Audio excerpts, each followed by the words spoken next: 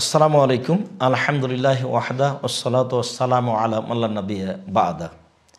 একটি অতীব গুরুত্বপূর্ণ জিজ্ঞাসা প্রত্যেকটা পুরুষ নারীর একান্ত জরুরি, আর তা হচ্ছে রাগ দমনের কোনো দোয়া আছে কি? যখন তখনই আমরা খুব ক্ষেপে উঠি।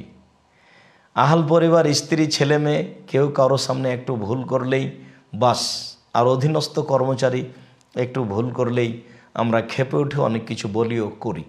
তো আমরা যে খুব রেগে যাই, আর মানুষ রেগে গেলেই পরাজয় হয়ে যাবে, তখন তার বিবেক কমে যায়, তখন সে উলট পালট কিছু কথা বলবে। তো এই সময় রাগ দমনের দোয়া কি?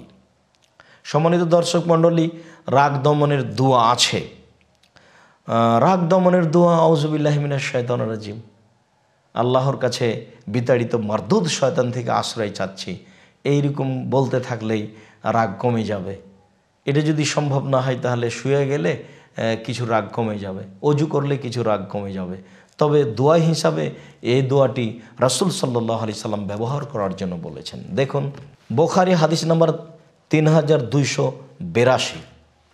বুখারী 3282 নম্বর হাদিসে উল্লেখ হয়েছে, সুলাইমান ইবনে সুরাদ রাদিয়াল্লাহু তাআলা আনহু বলেন, কুনতু জালিসান মা নবী সাল্লাল্লাহু আলাইহি সাল্লাম, আমি রাসূলের সাথে বসেছিলাম।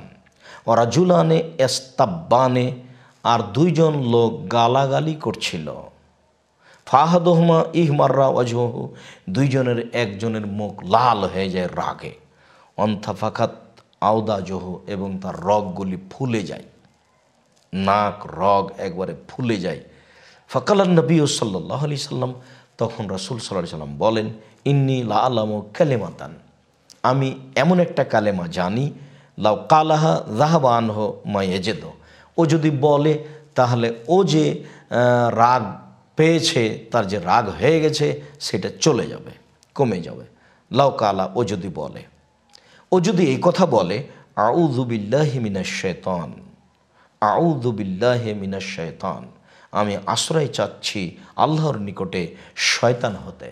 যাহাবা আনহু মা ইয়াজিদু, তাহলে যে ব্যাপারে তার রাগ ধরেছে এটা চলে যাবে, তখন ঠান্ডা হয়ে যাবে।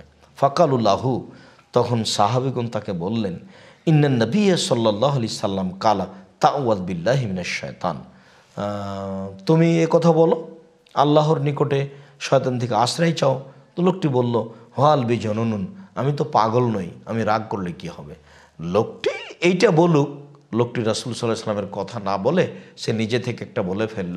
এতে আমরা বুঝতে পারলাম যে রাগ হয়ে গেলে এই দোয়া পড়তে হবে, আউযু বিল্লাহি মিনাশ শাইতান, বা আমরা পড়তে পারি আউযু বিল্লাহি মিনাশ শাইতানির রাজিম, আমরা বিতাড়িত মারদুদ শয়তান থেকে পরিত্রাণ চাচ্ছি। বুখারীর অত্র হাদিসে এই বাক্যটুকু এসেছে, আউযু বিল্লাহি মিনাশ শাইতান, আউযু বিল্লাহি মিনাশ শাইতান, আউযু বিল্লাহি মিনাশ শাইতান, আমি আল্লাহর নিকটে আশ্রয় চাচ্ছি শয়তান হতে।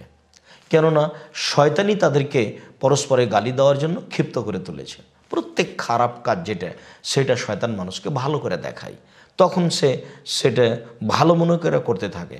এখন যে পরস্পরে রাগ করে ক্ষেপে উঠে বলছে, তো চাচ্ছে যে আমি তাকে এটা বলে তাকে দমিয়ে দিই, সেও চাচ্ছে যে আমি তাকে এটা বলে দমিয়ে দিই, আর এটা হচ্ছে শয়তানের কাজ। শয়তান মানুষকে এইভাবে খেপিয়ে তোলে একজন আরেকজনের প্রতি, তখন মানুষ হিসাব ছাড়াই এক থেকে আরেক কথা বলে ফেলে, পরবর্তীতে অপমান হয়ে যায়, রাগের ফলাফল খারাপ। যার কারণে মানুষকে এই দোয়া ব্যবহার করতে হবে রাগ হলে। সম্মানিত দর্শক মণ্ডলী, অবশ্যই এইটা আমাদের যখন তখন হয়ে থাকে, আমরা যেন এই দোয়াটি ব্যবহার করি। আল্লাহ আমাদেরকে নিয়মিত এরকম পর্যায়ে এই দোয়া ব্যবহার করার তৌফিক দান করুক। আল্লাহুম্মা আমিন। আল্লাহু আ'লাম বিস-সাওয়াব ওয়া সাল্লাল্লাহু আলা নবী ওয়া সাল্লাম। আসসালামু আলাইকুম।